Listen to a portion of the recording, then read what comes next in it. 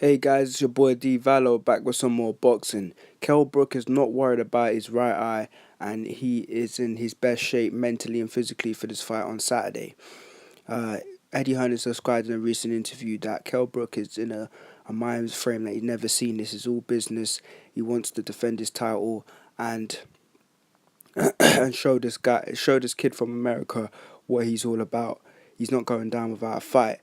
And there's been loads of things up in the outcome into this fight. It's here on us now on Saturday, and a few factors which can affect the performance of Kell Brook, and some unanswered questions about Errol Spence. I still think there's unanswered questions, and so I will be exploring a couple of those. But really, truly, we're only going to be able to see on Saturday how things pan out. First thing though is that right eye of Kell Brooks. He's had this reconstructive surgery and he has that titanium plate within his eye. He says it's 100%. He's tested it out in sparring. It's fine for him to get hit in. The question is there any residual damage which would affect him in a fight? The last thing I want to see as a fan is that, and for Kell Brook, is that this fight to be stopped because he sustains an injury in the earlier rounds. Kell Brook himself, he seems to be very much focused and in the right mind frame for this fight. So I don't think he'd rather he'd rather go to war and be on his last breath than quit this fight. And I think that he never quitted before, so why would he quit now? And plus anyway, it's the trainer's decision. But I think that Kell Brook is mentally prepared for this one, and he realizes that more than anything, this is going to be about his heart. How much does he really want to defend this title? The second question, which has been quite a main point, is the weight cut. He's made a massive jump up to middleweight, and then now he's cut back down to welter.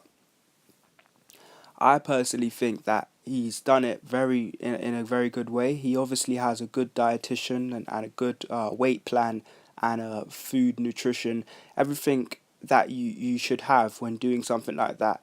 He's done it in the right way. Just yesterday, I heard that he was 148 pounds. So just in a few days, until the fight, he's just 1 pound above the limit. So it shows that he's been doing it very slowly, which scientifically is the best way, since if you're slowly cutting weight, then you're maintaining healthy strong muscle, and you're cutting water weight and anything else that you don't need. Of course, he would have had to lose some muscle mass, but it doesn't seem to have affected his overall physique. When he was in that fight with Golovkin, he looked like the smaller man, but he still had a packed on muscle more than a welterweight. And I also think, tell me what you guys think too. I also think that Errol Spence may have some weight issues. Also, not just Kell Brook. Kell Brook one is more is in your face more because we know about it more and it's a bigger jump. Errol Spence is the bigger guy. He's slightly taller, slightly longer reach, and he's got a bigger frame. And he, in the press conference, he was talking about him walking around in the seventies. So, and he's been sparring with junior middleweights and middleweights. So he also had to cut to get down to the welter weight, and he's done it before. How will this affect him in this fight? We've seen him looking strong and bigger than his opponents in other welterweight bouts. So we could expect him to be at his strongest. I'm personally think that Kell Brook is going in there. I think he's taking this training camp very seriously, and he knows what task he has in front of him. And now Errol Spence. What unanswered questions are there about him? Well, we've never seen Errol Spence Jr. hurt. We've never seen him in a position which he has been tested. So we don't know how good Errol Spence is. I don't think Errol Spence knows how good he is. He has a good outlook and he's confident. He has the skill set. He's impressive. Has he got what it takes to win this on Saturday? He's talking about taking a belt and bringing it back to America. Does he have what it takes? Styles is another important one. I've talked about these two styles. I think that if Kell Brook starts off slow, then Errol Spence is going to walk him down.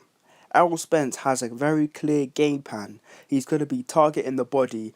He's going to be trying to get Kell Brook into an uncomfortable position, get into his rhythm, and break Kell Brook down.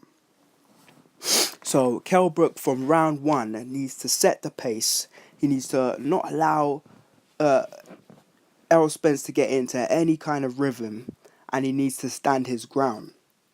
I say he needs to stand his ground, meaning he shouldn't be on his back foot or running away. He needs to be using whatever his speed combinations, counter shots, all parts of his skill to hold back Errol Spence and possibly hurt him. I know he wants to get this guy out of here, and in my personal outlook of the fight, I never got Kell Brook down for a knockout. If he did get the knockout though, that would be amazing. That would literally be the biggest thing I've seen. This fight is gonna be the fight of the year. It's built up for a while now, and it's boiling over to be something that is very anticipated, and it's in Kell Brook's hometown in front of his home fans, and also there's a massive card on there as well with other British fighters that we know about, and then this is the massive main event. This fight should gonna be what it's cracked up to be. So yeah, as I said, Kell Brook needs to stand his ground. Everyone is comparing that Sean Porter fight because he's a world-class opponent that Kell Brook has beaten. Errol Spence has beaten a world-class opponent, which was Chris Algieri, although the boxing community and boxing fans wouldn't we don't rate Chris Algieri as we do Sean Porter. He'd even say himself that Sean Porter is miles better than Chris Algieri. Kell Brook has also fought another American which is Carson Jones, and even in that fight in Carson Jones, the first one, he was accused for grabbing and holding, and in the second fight, he stopped him. And I think Carson Jones at the time, he was a good fighter, and he was bigger than Kell Brook too, but he was beaten and by skill. And in the second one, it was literally like the training ground, like a sparring match. He really got beaten. It shows that Kell Brook has been tested against bigger fighters. We know that Kell Brook can fight bigger fighters. Errol Spence, though, there's some unanswered question there. The manner in which he's taken out of his opponents has been good, but they've all been smaller than him, smaller pressure fighters, and there's no one of a high skill level that he's been able to beat. So this is going to be the biggest test for him tonight. Also, the other questions about Kell Brook and holding, clinching. Will holding, clinching come up in this fight? I don't think Kell Brook will be able to hold and clinch Errol Spence, since Errol Spence is a body puncher, and also because Kell's orthodox and southpaw. He's had good success. He knows how to fight southpaws, and it's all about moving off to the left, throwing combinations, and getting them uncomfortable. Because when a southpaw gets into a rhythm, it's very hard and like impossible to break them down. Because especially against southpaw orthodox, since they know they tend to have most of their experience fighting orthodoxes. So if you don't have the correct game plan, then you're more likely to be exploited by them. So if you don't have any form of skill, then it could be quite difficult for you. So this is the problem. Well, it's a problem which I don't think is actually. It sounds silly, but it's a problem. But it's actually in favor of Kell Brook. It's a problem for him to fight a southpaw, but he has experience fighting southpaw, so it's the challenge that he wants, and it's gonna prove on the night. I'm not completely and utterly blinded by Errol Spence's talent and the possibility that he could win this title. I think this is a 50-50 fight, although I believe that Kell Brook has what it takes to win this. So obviously I'm sticking with Kell Brook to win by points. If Errol Spence knocks him out, then of course I'll be like, well, he's the better man of the night. I will commend him for his achievement. He will be the new champion.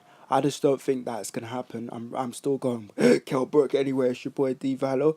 The fight's coming up now. So what is your prediction of this fight? What is the details?